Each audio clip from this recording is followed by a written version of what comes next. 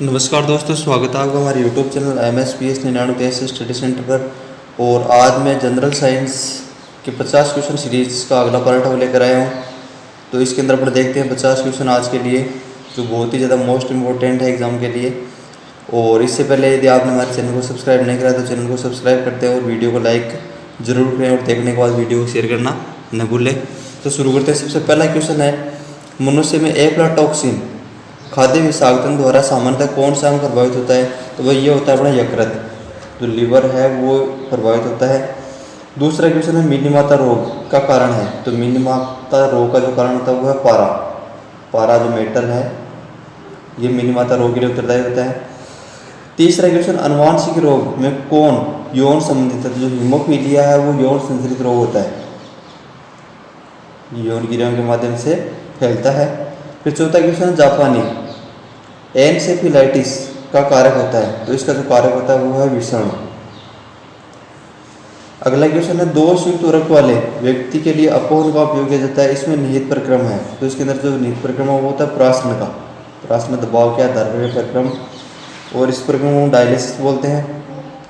फिर अगला क्वेश्चन है, EEG से जिस अंग की कार्य प्रणाली प्रकट होती है?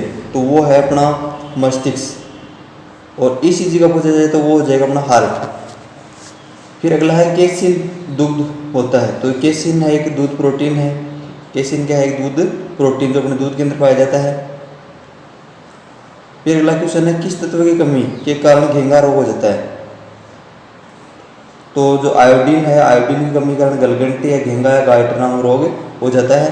फिर अगला है, किसकी उपस्थिति के कारण दूध में मिठास आती है? तो यह है लैक्टोज। लैक्टोज के कारण दूध के अंदर मिठास होती है, और लैक्टिक अम्ल के कारण दूध खट्टा होता है। लैक्टोमीटर से दूध की जो अम्लता है उसको मापन करा जाता है।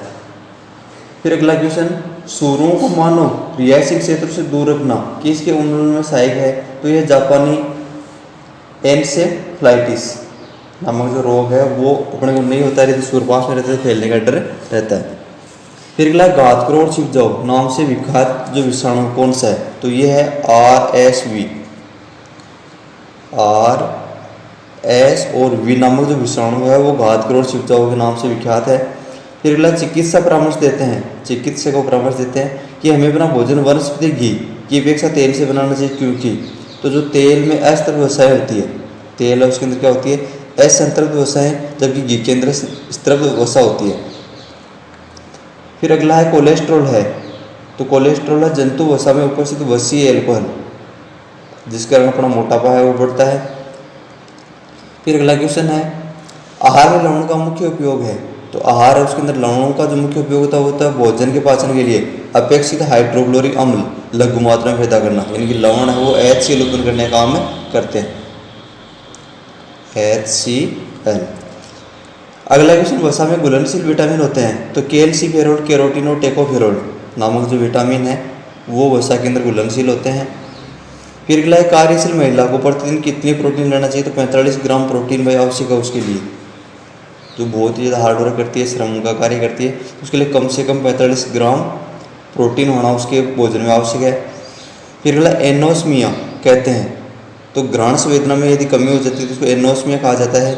यदि अपने घ्राण यानी कि सूंघने की क्षमता में कमी आती है तो इसको बोलते हैं एनोसीमिया।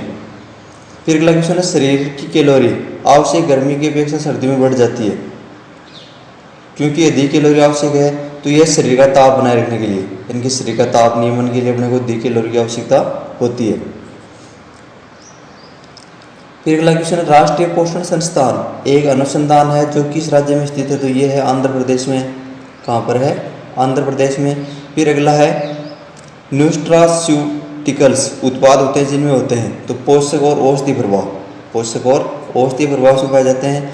फिर अगला, दूध का धवल रंग किसकी उपस्थिति कारण होता है? तो ये होता है कैसीम, कैसीम की उपस्थिति में दूध उसका रंग सफ़ेद होता है। फिर नेक्स्ट क्वेश्चन, मोस्ट क्वेश्चन है इसका, टाइफाइड पैदा किया जाता है? टाइफाइड का जीवाणु होता है वो है साल्मोनेला टाइफी, साल्मोनेला टाइफी के माध्यम से टाइफाइड रोग फैलता है। फिर अगला, BCG प्रतिरक्षण होता है? BCG का जो टिक्का है वो किसी लिए होता है? तो ये TB रोग के लिए, ट्यूबरकुलोसिस नामक जो रोग है उसके लिए BCG का टिक्का लगाया जाता है। फिर अगला कार्बोहाइड्रेट के अलावा हमारे आहार में ऊर्जा का प्रमुख स्रोत होता है, तो यह है वसा। कार्बोहाइड्रेट ऊर्जादायक भोजन है, इसके अलावा वसा है तो वो भी ऊर्जा देने का काम करता है। फिर अगला रक्त का थक्का बनाने में इनमें से कौन सा अवयव मदद करता है, तो विटामिन के है और रक्त का थक्का जमाने में मदद करता है। फिर नेक्स्ट क्वेश्चन है बीसीजी का टीका किसके विरुद्ध प्रतिरोधक क्षमता उत्पन्न करने के लिए उपयुक्त है, तो यह तपेदिक नामक जो रोग होता है इसके लिए बीसीजी का टीका है वो प्रतिरक्षा उत्पन्न करता है, प्रतिरोधक क्षमता उत्पन्न करता है। फिर अगला क्वेश्चन है मानव शरीर रचना के संदर्भ में एंटीबॉडीज होते हैं, तो ये एक प्रकार के प्रोटीन होते हैं। ये क्या होते हैं, एक प्रकार के प्रोटीन्स। फिर अगला है पीलिया किसके संक्रमण के कारण होता है, यानी कि इससे जो प्रभावित अंग है वो होता है अपना यकृत। पीलिया उससे जो लीवर होता है वो सबसे ज़्यादा संक्रमित होता है, प्रभावित होता है। फिर अगला न्यूमोनिया रोग मानव शरीर की संघ को ग्रसित करता है, तो न्यूमोनिया है इसके अंदर अपना फेफड़ा जो लंग्स होते हैं वो सबसे ज़्यादा प्रभावित होते हैं।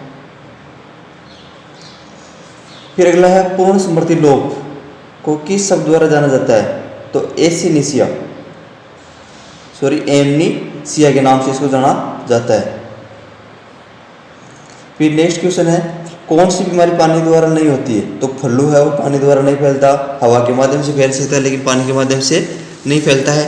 फिर अगला है अरक्तता में किसकी मात्रा कम हो जाती है, तो अरक्तता यानी खून की कमी के कारण अपने शरीर के अंदर हीमोग्लोबिन की मात्रा में कमी आती है भाई।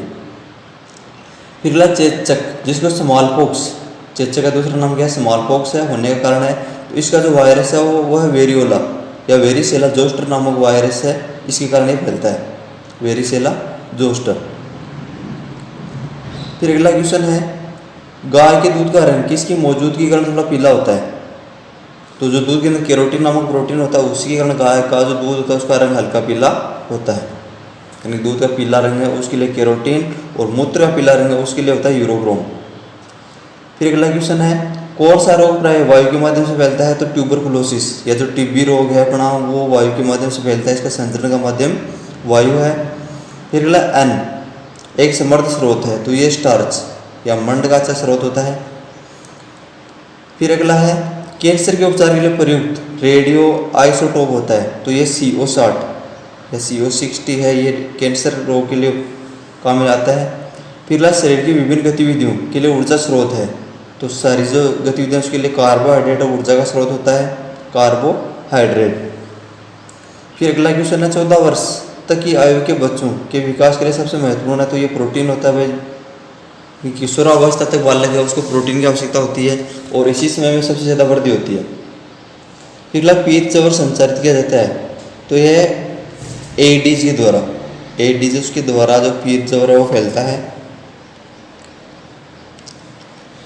फिर अगला क्वेश्चन है मानव शरीर में संक्रमण को रोकने में मदद करने वाला विटामिन है, तो संक्रमण को रोकने में मदद करने वाला जो विटामिन है वो है विटामिन ए। फिर अगला ECG है, तो इसका पूरा नाम होता है इलेक्ट्रोकार्डियोग्राफ, इलेक्ट्रोकार्डियोग्राफी और ECG का पूरा नाम होता है। फिर अगला कौन सा रोग रक्तदान द्वारा फैलता है, तो टाइफाइड और रक्तदान के माध्यम से फैलता है।